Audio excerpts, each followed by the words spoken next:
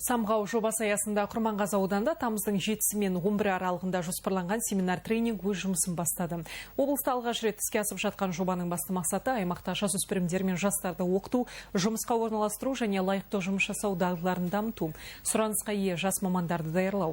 Халықаралық және аймақтық тренерлер аудан бойынша 28 мұғаліммен 4 күн бойы тәжірибе алмасып, ауылдық тренерлерді дайындап шығарады.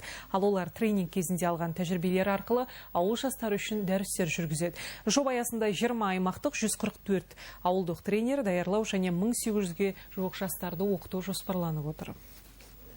Алдымен ең бірінші аймақтық тренерлер дайындалды. Ол аймақтық тренерден кейін біздер ауылдық тренерлер дайындау курсына жаңадан бастадық.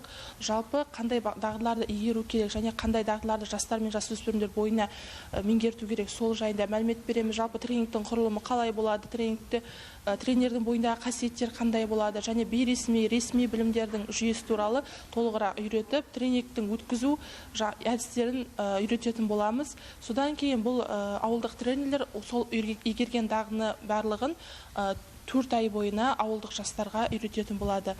Жалпы бұл бағдарлама 6 күндік оқудан және ары қарай 20 күндік өзіндік жұмыстан тұрады. Жалпы 202 күнге жоспарланған. Сол күндер арасында практика мен теорияны қатар меңгеріп, жастар лайықты жұмысқа орналасуға дағдыланады. Осы жоба өте керемет. Оның басталған күні өзіме ұнап жатыр.